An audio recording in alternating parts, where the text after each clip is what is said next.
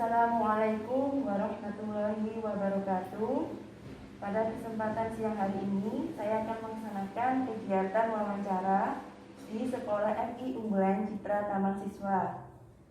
Sebelumnya, perkenalkan, nama saya Aprilia Nolakumala Nintias. Saya adalah seorang mahasiswi dari Sekolah Tinggi Agama Islam Al-Azhar Menganti. Di sini saya akan melaksanakan kegiatan wawancara bersama dengan dua guru. Yang pertama bernama Bapak Agung Setiawan SPD dan Ibu Murniasari SPD.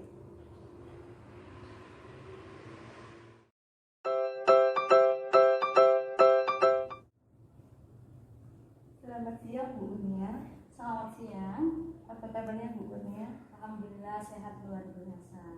Ya. Sejak kapan Bu Murnia mengajar di Sekolah FI Unggulan Citra Taman Siswa?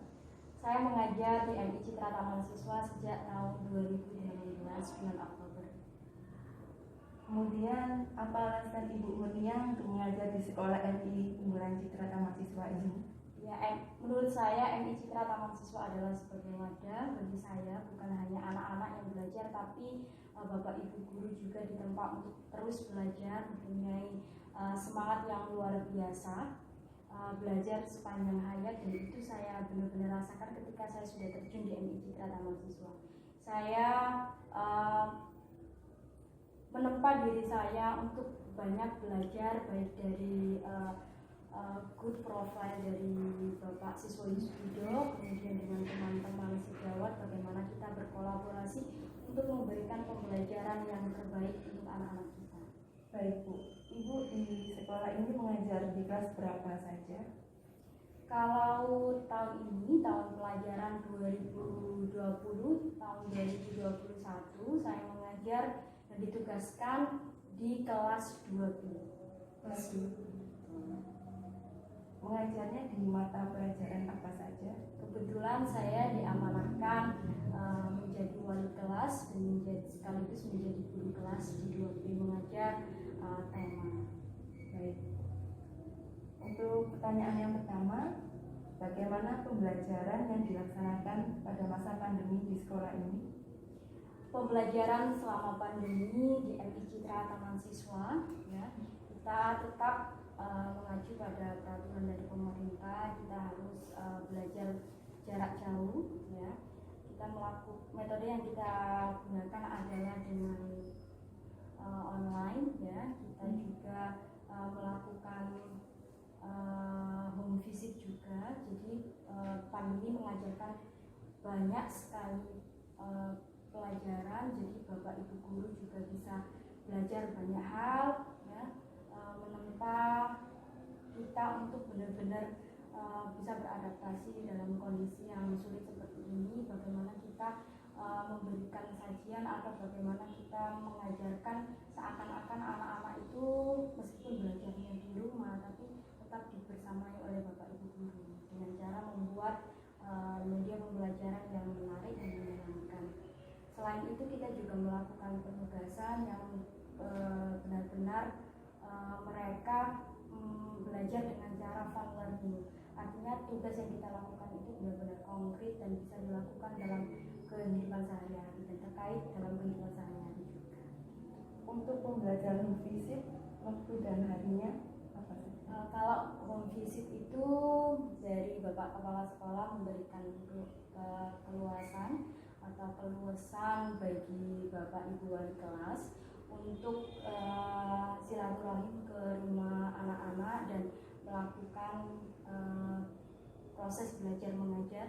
Jadi wali kelas datang ke rumah anak peserta didik satu persatu dengan jam dan waktu yang sudah sesuai kesepakatan antara ibu wali kelas dan murid-murid.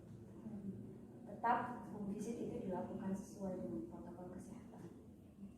Untuk bentuk penugasan seperti apa saja yang diberikan? Bentuk penugasan sesuai dengan materi, ya. Misalnya kemarin di kelas 2B itu ada materi terkait pecahan mata uang. Jadi bagaimana anak-anak itu mengenal secara konkret baik uang logam maupun uang kertas gitu, dan melakukan seperti praktek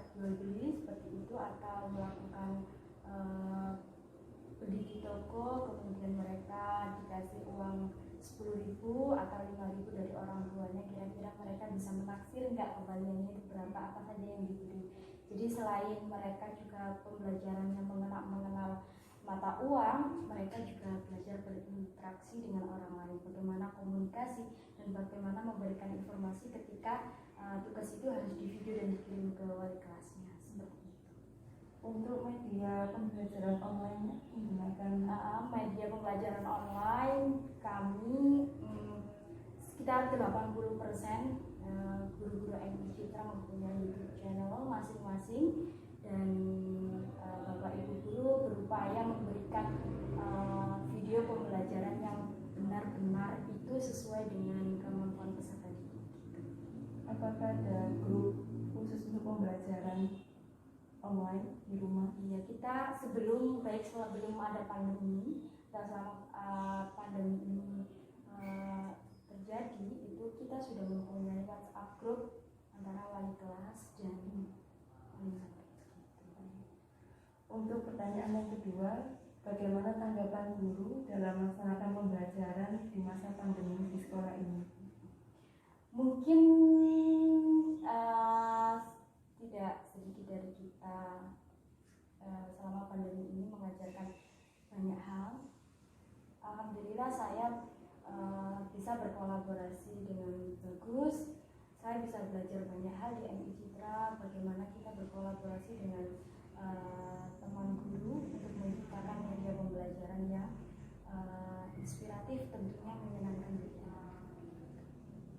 Apakah ada kendala dari guru sendiri untuk mengajar?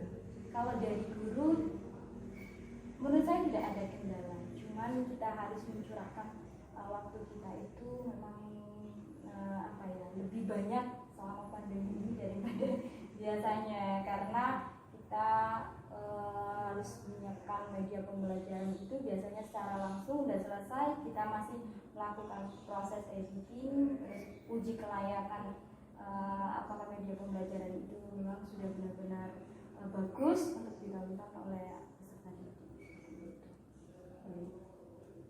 Kemudian untuk pertanyaan yang ketiga, solusi apa yang bisa dilakukan agar proses pembelajaran dapat berjalan dengan maksimal?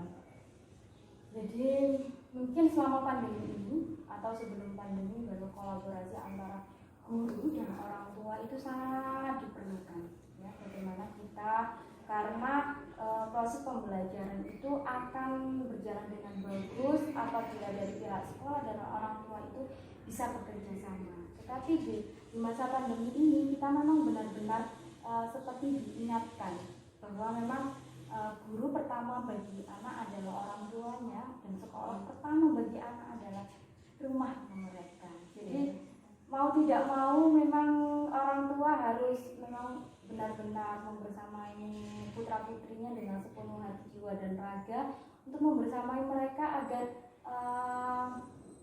pembelajaran di rumah itu juga berlangsung secara menyenangkan, dan guru juga harus memberikan sebagai fasilitator dan juga sebagai menyajikan materi, itu juga harus memang benar-benar dibuat sangat sangat menyenangkan gitu. Artinya jangan hanya stagnan di situ saja. Jadi kita sebagai guru itu juga harus belajar banyak hal, harus mulai IT seperti itu. Jadi tidak hanya guru dan orang tua, anaknya juga dikenalkan bahwa semakin perkembangan zaman ini kita harus mempunyai beberapa kompetensi yang harus kita bahwa kita harus menguasai teknologi, menggunakan teknologi dengan cara yang bagus, cara yang arif dan bijaksana, seperti itu. Jadi kita tidak hanya mengajarkan kepada anak peserta didik kita, tapi kita juga sebenarnya mengajarkan kepada orang tua bagaimana pembelajaran yang menyenangkan itu di rumah. Jadi kita tetap mengawal proses pembelajaran itu. Menurut Anda, bentuk pendampingan apa yang sesuai untuk orang tua kepada anaknya selama belajar di rumah? Ya, karena di MI Citra itu kita memberikan kesempatan belajar yang memang sangat luar biasa. Kita setiap hari Senin itu kita melakukan rapat evaluasi. Nah, selama pembelajaran 1 minggu itu apa saja yang terjadi, bagaimana perkembangan anak didik problem yang muncul di masyarakat, di wali, di orang tua itu kita terpecahkan bersama-sama. Jadi tidak ada kesulitan yang berarti ketika komunikasi yang dibangun dari sekolah, ya, guru, wali murid dan peserta nanti akan mentransfer ilmu itu akan mudah kepada anak didik. Dan apabila ada orang tua yang dirasa kesulitan, ya, itu kita sebagai guru, ya, terutama sebagai wali kelas memang harus bisa sambung komunikasi yang bagus dan berusaha untuk memecahkan masalah ini. Berarti perlu adanya pendampingan dari pihak orang tua untuk mendampingi anak belajar di rumah. Sangat perlu, karena memang sekarang saya bilang bahwa kita diingatkan lagi pada fitrahnya adalah sekolah pertama bagi anak adalah rumahnya, dan guru pertama bagi anak adalah orang tuanya. Jadi bagaimana orang tua membersamai anaknya memang harus dengan sepenuh hati, harus melakukan pendampingan betul, meluangkan waktu. Dan di MI Citra itu kita memberikan keluasan. Jadi ketika kita mungkin proses pembelajaran itu berlangsung dari jam 7 diawali dengan sholat duha, ya, tetap kita tujuan pembelajarannya adalah membentuk karakter anak itu supaya menjadi lebih baik dan lebih bertanggung jawab dan mandiri atas diri mereka masing-masing. Bagaimana mereka juga bisa berbakti kepada orang tuanya. Jadi pembelajaran itu memang benar-benar sesuai dengan kondisi mereka ketika di rumah gitu. Jadi orang tua mau tidak mau memang harus membersamai putra putrinya, karena memang itu adalah tugas dari orang tua. Jadi amanah, dan ya memang harus ada komunikasi yang bagus antara guru dan anak.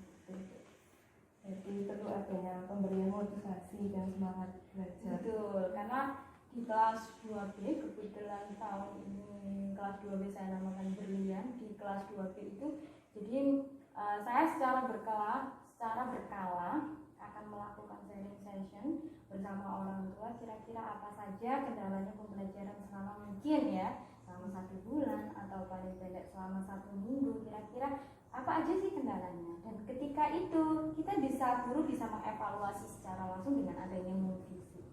Jadi mereka juga ditanyai bagaimana nak pembelajaran di rumah.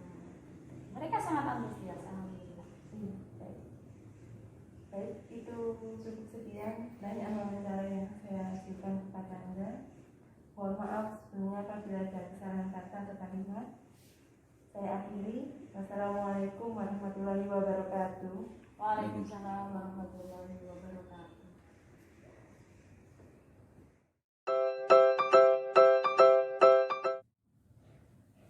Assalamualaikum warahmatullahi wabarakatuh. Waalaikumsalam warahmatullahi wabarakatuh. Selamat siang Bapak Agu. Bagaimana kabarnya pada hari ini? Alhamdulillah seperti biasa sehat selalu. Baik, alhamdulillah. Untuk pertanyaan yang pertama, bagaimana pembelajaran yang dilaksanakan pada masa pandemi di sekolah ini? Baik, menambah tadi pembelajaran di sekolah ini tetap melanjutkan protokol-protokol yang sudah dianjurkan oleh pemerintah, tetap melalui dalam jaringan, yaitu tetap melalui online.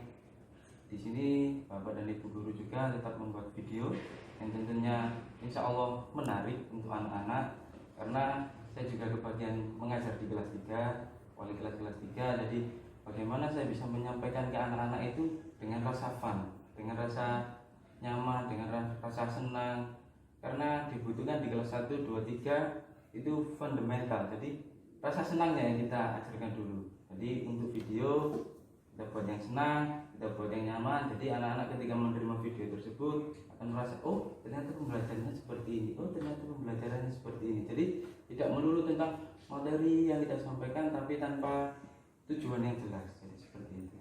Berarti lebih menekankan ke tujuan pembelajarannya. Ya, jadi lebih menekankan ke tujuan pembelajarannya dengan secara senang tadi. Jadi untuk mengetahui bagaimana sifat wujud benda kalau di kelas 3, tapi dengan cara yang menyenangkan. Oh, lilin itu ternyata kalau dibakar leleh ya.